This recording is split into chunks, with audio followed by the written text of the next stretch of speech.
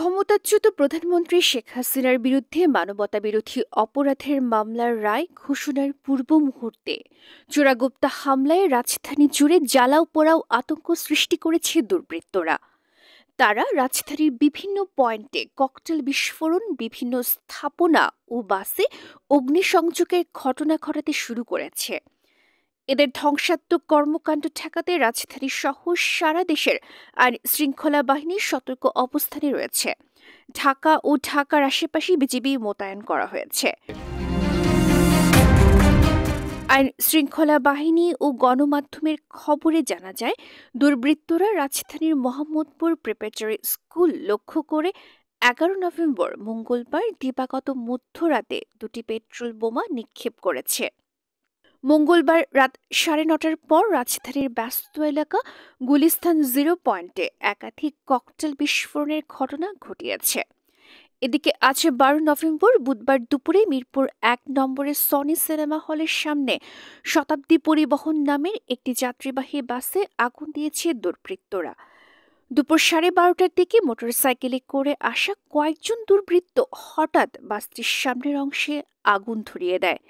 মুহূর্তের মধ্যে আগুন ছড়িয়ে পড়লে যাত্রী ও পথচারীরা আতঙ্কে চারদিক ছোটাছুটি শুরু করে। বুধবার বেলা 11:30টার দিকে রাজধানীর রমনা থানার সামনে পুলিশের গাড়িতে অগ্নিকাণ্ডের ঘটনায় মানুষের মনে আতঙ্কের সৃষ্টি হয়। যদিও ডিএমপি প্রেস বিজ্ঞপ্তি দিয়ে বলেছে যে কাকরাইল মোড় সংলগ্ন রমনা থানার সামনে পুলিশের গাড়িতে আগুন নিছক দুর্ঘটনা। তবে ঢাকা বিশ্ববিদ্যালয়ের 5টি গুরুত্বপূর্ণ স্থাপনার ফটকে তালা ঝুলিয়ে দেওয়ার ঘটনায় নড়েচড়ে বসেছে আইন শৃঙ্খলা বাহিনী ও ঢাবি প্রশাসন। এদিকে গাজীপুরের মঙ্গলবার গভীর রাতে ও বুধবার ভোরে সড়কের পাশে দাঁড়িয়ে থাকা দুটি পৃথক বাসে অগ্নিসংযোগ করে দুর্বৃত্তরা। এছাড়া বুধবার সকালে আশুলিয়া সড়কের পাশে পার্কিং করা যাত্রীবাহী একটি বাসে আগুন দিয়েছে দুর্বৃত্তরা। এ ঘটনায় বাসের ভেতরে ঘুমিয়ে থাকা চালক আহত হন। এদিকে ব্রাহ্মণবাড়িয়ার বিজয়নগরে গ্রামীণ ব্যাংকে পেট্রোল ঢেলে আগুন দিয়েছে দুর্বৃত্তরা।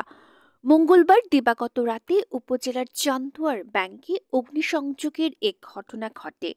এর আগে মিরপুরে গ্রামীণ ব্যাংকের প্রধান কার্যালয়ের সামনেও একটি ককটেল বিস্ফোরণের ঘটনা ঘটিয়েছে দুর্বৃত্তরা। গোয়েন্দা সূত্র বলছে, তারা রাজধানীর বিভিন্ন এলাকায় অভিযান চালিয়ে সন্দেহভাজন দুর্বৃত্তদের গ্রেফতার অব্যাহত রেখেছে।